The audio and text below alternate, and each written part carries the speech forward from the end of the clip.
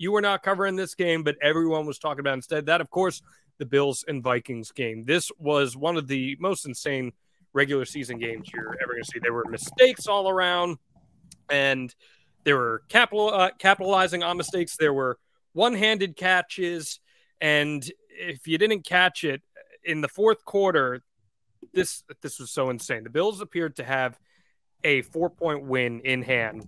They got a 4th and goal stop, and then all of a sudden, at the goal line, coughed the ball up. The Vikings turned it into a touchdown. They took the lead, and we were off to the races. The Bills would then go on to attempt to tie it in overtime, but instead Josh Allen threw an interception, and Patrick Peterson would pick that off. The Bills no longer in outright first place. Instead, the New York Football Jets are up there. The Miami Dolphins are up there.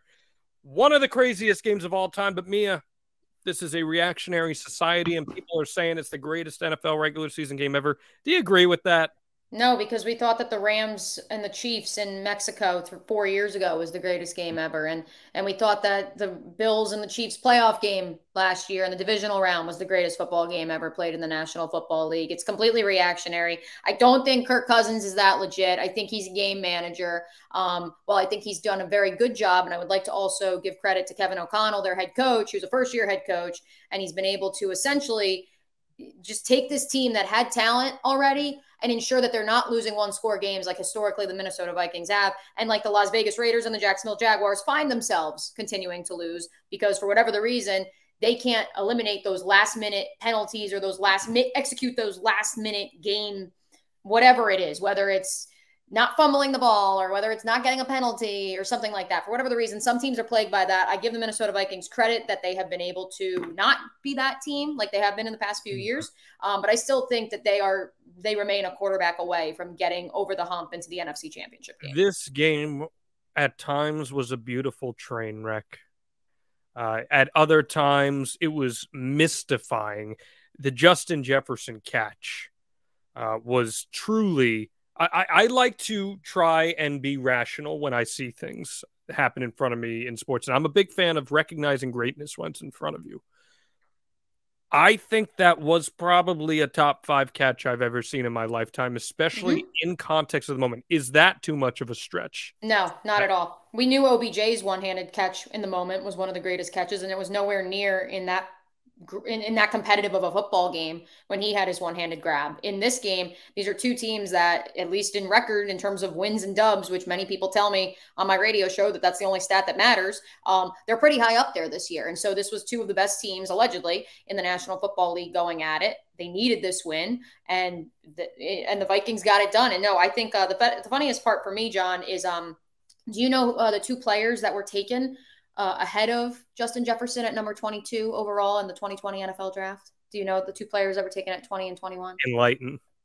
At number 20, the Jacksonville Jaguars select the wrong LSU Tiger. They took Kayvon Chason, outside linebacker, defensive end, bench warmer. And then it gets better. At number 21, Doug Peterson and the Philadelphia Eagles select the wrong wide receiver, Jalen Reagor out of TCU, who now plays for which team, John? The Minnesota Vikings. It's a beautiful tragedy. I was watching this game and I tweeted the end of this. The Bills-Vikings game is like using a dating app, full of unexpected twists, turns, and critical mistakes. But occasionally you say, wow, that's impressive, before remembering how you got there. And I do think, though, there's a bigger question here. I mean, if we want to get into with the NFL nerds, Josh Allen he needs Tommy John surgery. Like, they're trying to avoid it, but feels like that. He needs Tommy John surgery. He is not 100%. He's a warrior. He's playing through it, and that's great. But there also comes a time where you have to say, like, yes, the Bills are competitive right now, and they obviously are. They don't have a run game. Right, but they've never had a run game, and neither do the Chiefs for what it's worth outside of their quarterback. But here's the thing. If you're the Bills, if this is your Super Bowl window and this is your year, obviously you don't want him to be gone for the rest of the season, but do you shut him down for a couple weeks and say, whatever, we'll take a loss here and there so that we have him for the stretch run? I would absolutely do that, because you have a little bit of breathing room with the expanded playoffs. You know that you can rebound. You've got other talent aside from just him. So I'm definitely with you on that. And maybe by shutting him down and getting your running game going a little bit, you might be able to service yourself and make yourself more multifaceted as you try to make a postseason run. I want to say this. We have seen times in the past where guys have avoided Tommy John with different programs. Masahiro Tanaka from the New York Yankees, a pitcher, basically tore part of his UCL in his first season with the Yankees in 2013, and he managed to avoid it his entire time there and was still very effective. So I do think if you're proactive with it, you can find ways around it. But with that said, it was clear watching this game and watching Allen that his throws were lacking a little bit of zip, but it was also his decision-making. We saw a lot of rookie decision-making from him. If you remember his rookie season, there was a lot of, well, the talent's there, but I don't know if he can put that together. And maybe he's so confident in his arm that he feels like he can make those throws. But when you're not at 100%, you can't be making those decisions. Correct. I mean, that's what taken the safety, Mia. Would I have what? Should they have taken the safety there at the goal line? Again, they had a 4-point lead. True. Yeah. I mean, and they're right there on the goal line. I didn't even think about it that way. Yeah, in theory, that would be a very Iowa move. Kirk Ferentz has done that a time or two and has been, like, publicly shamed for it. But guess what? They won those games, including the infamous 6-4 win over Penn State back in 2005 or whatever it was. You got to eat a little crow sometimes in order to come out on top. And I just thought that was a really questionable decision making there. But I'll also say this much. I have an unofficial stat. It actually relates to an official stat in the National Football League. That is red zone turnovers. I like to call it the F-it stat.